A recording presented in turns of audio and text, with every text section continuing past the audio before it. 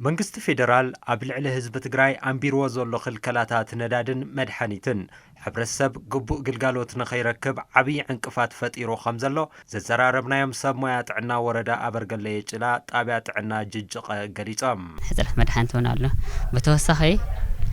ናይ መብራህቲ ችግር እውን ኣሎ እዚ ኦአር ኣለና ኦአር ተባሂሉ ተኸፊቱ ያው ኣስታት ናይ ሰለስተ ሰሙን አካባቢ ጦፊኡ ዘሎ ጥዕና ትካል እዚ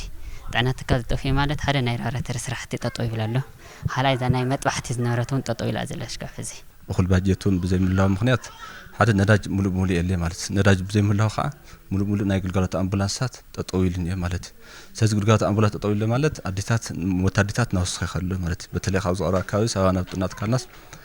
خل الريفر خدن متى كاو سلسته زغنا ديتات مويتنا نانجوا مالتي زغرا غزي بزحت حكا مصنالو بتلي خاو زلاو رجاتات مع سفح سلا زغون تحت سبنا مع تقلقالي زلاو زي مالتي سزلو زخو مرحيت خا ابن اروتي بناي مالتي اتم صوب مويا طعنا وسيخم كم زبلوا ماهيان كفليت ترف ساعاتن بزي مركابهم نخبيد محبر قطبا وصقم كم استقالعو وسيخم حبيرهم دموز يلي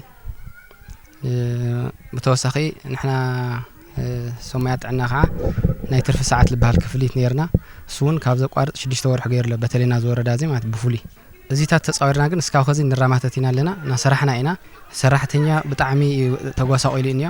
ኣብ ጸገም እንያ ማለት ኣብ ዘሎ ኩሉ ናይ በዓሉ ህይወት ዘለዎ ናብራ ዘለዎ ማለት እዚ ሓደ ሳው ለምሳሌ ኣና ዝተግልልት ኣለኹስ ኣብ ትሕተይ ስማዓት ቢስብ ለማሕድረም ነው ማለት ስለዚ ናት ጸገም ማለት ኣነ ጸገም ተለውስ ምሳይ ዘለዎ ጸገም ሎ ማለት ሳተም خالي ነገር አገልግሎት በመኖር ብዙ ነገር ይጉዳ አለ ማለት ስለዚህ ሓደ ተደሞዝናውን አይዋህበና ይዘለኝ ዲቱን ይዋህበና ይዘለ ማለት ብዙ ጸገም ይበጽሐና አለ ሐላፊት ቤት ጽሕፈት ሓለዋ ጥዕና ወረዳ በርገለ የጭላ ሲስተር መሊኡ ገዙ ወገነን በሰንክ ክልከላታት ተጸገም ካብ ዋና ዋን እና ገደደ ይኸይድ በመህላው ዝምልከቱ አካል በህጹጽ ፍታሕ ክገብረሉ ከም ዝግባ ተላቤን ሰሞያ ጥዕና ካብ ህይወት ዴታቲ ህፃናት ከድሕኑ እንድሕር ኮይኖም ቅድሚያ ሰሙን ክድሕኑ ይዝግቦም ከይተመገበ ከይበልዐ ከይሰተየ ንሓንቲ ማዕድቡን ክጸንሕ ስለ ዘይኽእልት በዓል ሞያ ብፍላይ ከዓ ናይ ዝካባቢታት ኑሮ ብጣዕሚ ይኸቢድ ናብ 8 ወርሕ ኣውፂር ኣሎ ናይ ትርፍ ሰዓት ክፍሊት ዘይተኸፈሎም ናይ ማህያንካ ካብ ጥሪ ጀሚሮም ናብ ዘሎ ክፍሊት ኣይተፈጸመይ ኣብዚኣ ፌደራል መንግስቲ ሓደ ነገር መፍትሒ ተዘይቕሚጡ ከቢድ እዩ ብፍላይ ምስ ነዳድን ኣምቡላንስ ዘሎ